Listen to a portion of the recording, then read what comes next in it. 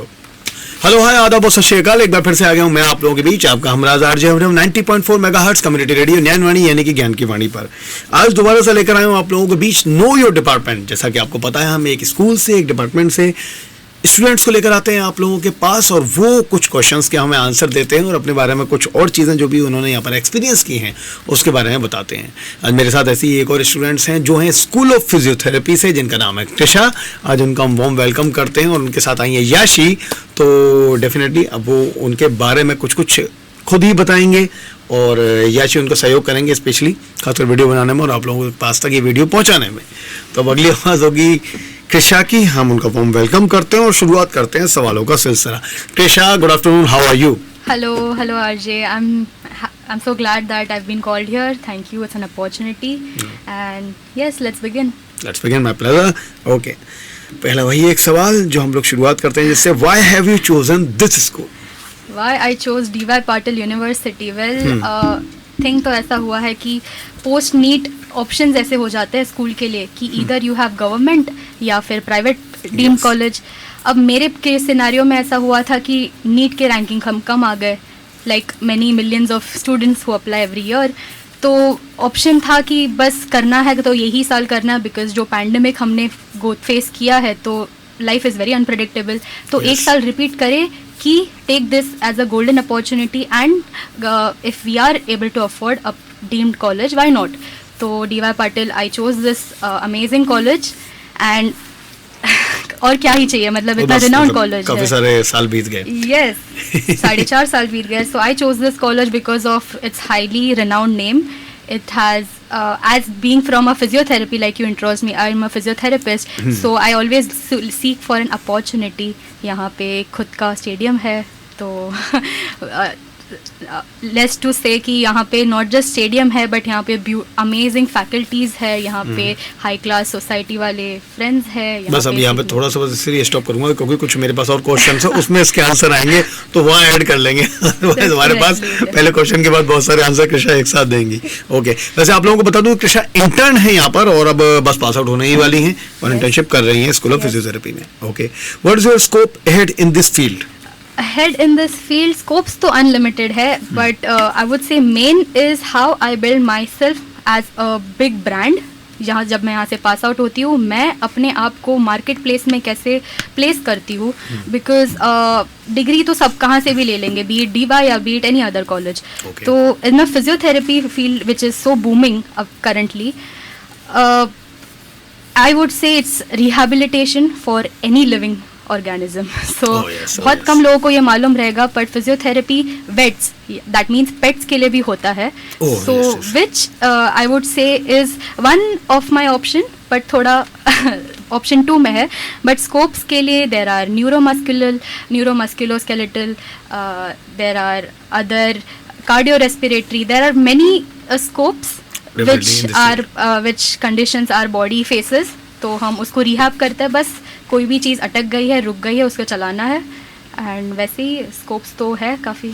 Wonderful, nicely explained. Okay, please tell me about your faculties. How are your faculties? Faculties have been surprisingly very amazing. Why I use the word surprise? Because देखो, हम ऐसे होता है कि school में हम ऐसे दोस्ती यादगारी बनाते हैं जो लाइफ लॉन्ग चेरिशेबल होता है, बिकॉज हमें मालूम है हम 2 या 3 साल के लिए नहीं, हम काफ़ी सालों के लिए यहाँ जुड़े रहेंगे एक साथ।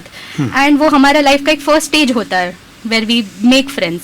कॉलेज ऐसा हो जाता है कि we have come for a very limited set frame of time, we have to take certain degree and escape ASAP.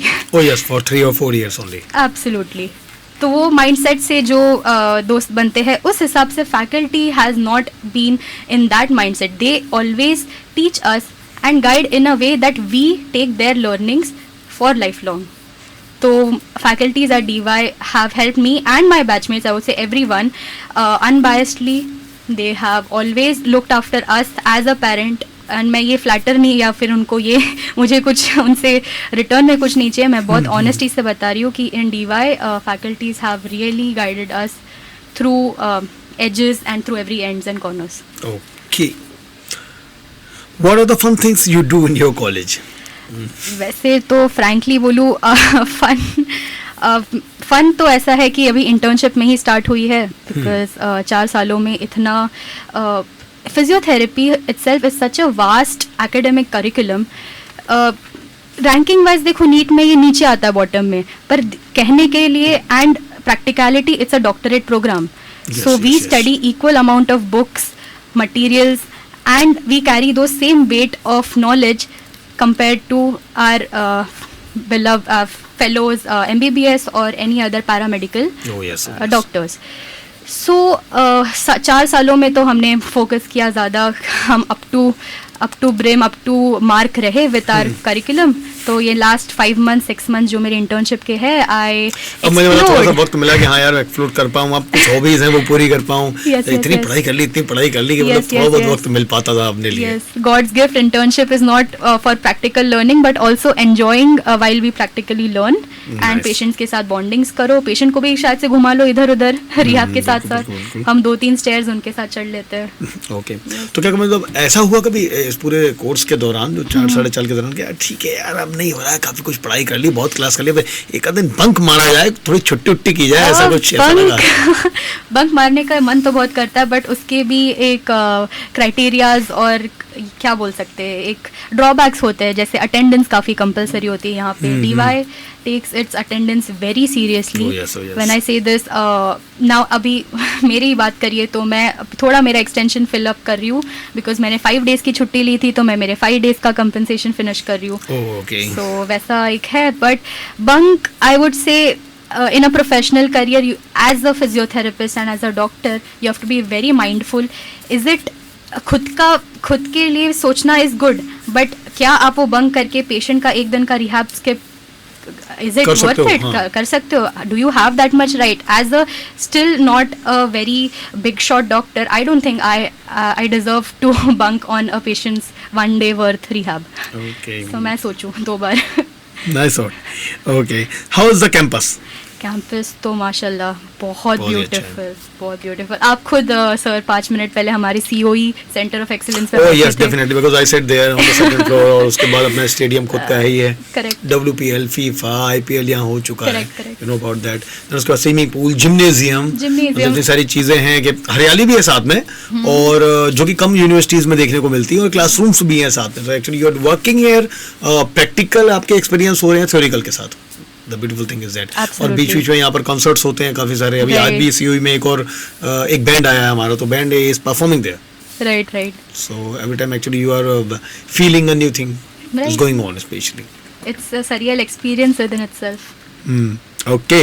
What is the advantage of having a stadium, जो कि मैंने अभी बताया था, and sports academy on campus?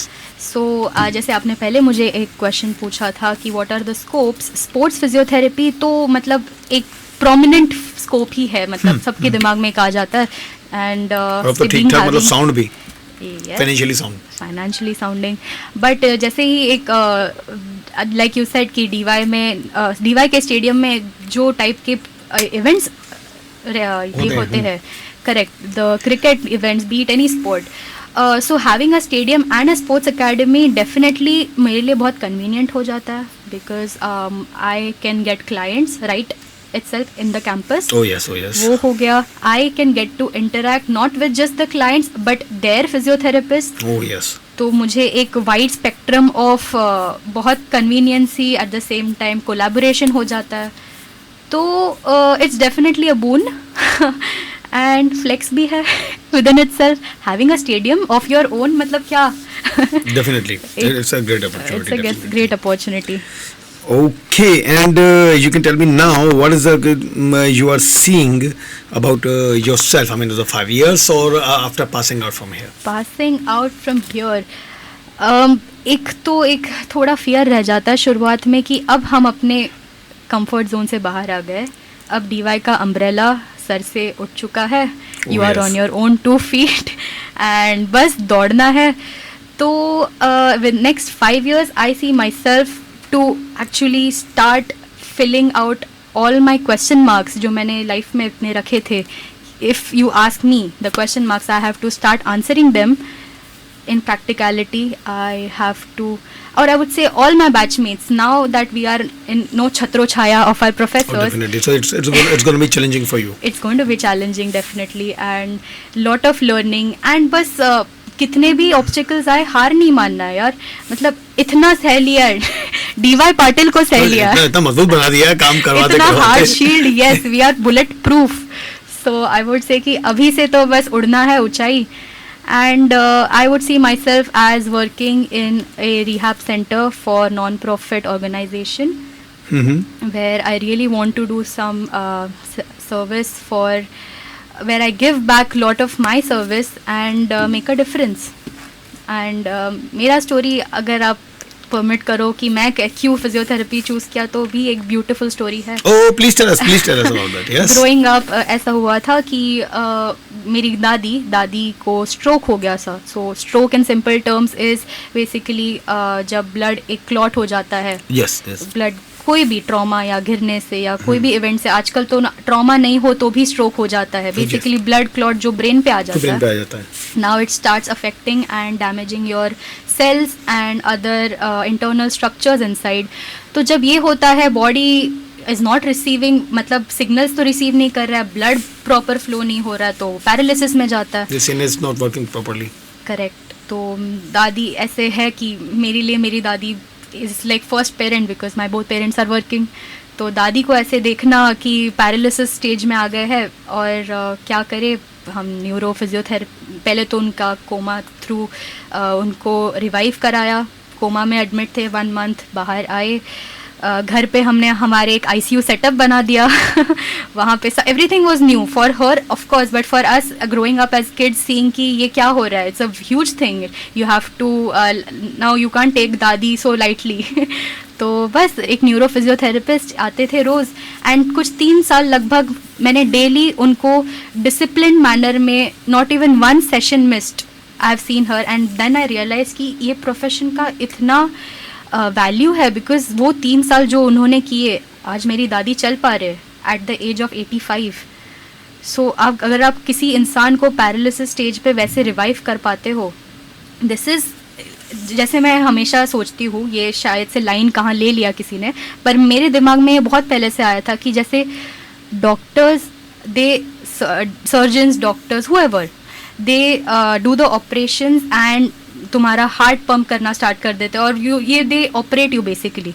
So but making that life, they are giving you life, no doubt, but making that life worth living is what a physiotherapist does, truly. Definitely, yes. No one would like to just sit on a chair and spend their rest of the life on a wheelchair or on a bed. So movement is in itself is such a beautiful expression by God that we are mobile. हम घूम रहे, फिर रहे, बात कर पा रहे, express कर पा रहे खुद को. तो मुझे लगता है कि इससे बढ़िया फील्ड और क्या हो सकती है. And like physiotherapy such a great umbrella term. मैं इसमें स्पीच ऐड कर दूँ तो मैं स्पीच एंड फिजियोथेरेपिस्ट बन जाऊँ, अगर मैं इसमें डाइट ऐड कर दूँ तो मैं dietitian, nutritionist, speech and physiotherapist बन जाऊँ, अगर मैं साइकोलॉजी थोड़ी कर लूँ तो मैं उनके साथ इंटरेक्शन में उनको साइकियाट्री रिलेटेड एडवाइस दे दूँ. तो being in a medical field, scopes, opportunities are endless in my opinion. You just need to know how to brand yourself, how to upgrade yourself. Are you fulfilling your wishes? क्या आप justice कर रहे हो to your aspirations and all? And I feel that's where you should not overload work yourself, but be satisfied where you are. तो बस करते रहना अच्छा, और मम्मी पापा और प्रोफेसर्स को तो प्राउड करना ही है. वैसे I would end with that. Nicely explained. यहाँ पर कृषा को सुनना बहुत अच्छा लगता है, और डेफिनेटली मुझे लगता है कि जितनी खूबसूरती से वो बातें बताती हैं, उतनी खूबसूरती से आप लोगों के पास तक डेफिनेटली पहुंची भी होगी. सोचता हूँ कि इंटर्नशिप से पहले भी उनको एक बार हम लोग जरूर इनवाइट करेंगे जाने से पहले, जिससे वो आए और कुछ अपनी तरफ से और भी इंसाइट्स दें आपको फिजियोथेरेपी फील्ड के बारे में और अपनी लाइफ के बारे में. Thank you so much. बने रहिए हम लोगों के साथ 90.4 मेगाहर्ट्ज कम्युनिटी रेडियो पर. Thank you Krisha. Oh yeah, you want to say something? Yes. So मेरे पास एक बहुत ब्यूटीफुल चीज़ है शेयर करने को with my fellow millennials and Gen Z population के साथ.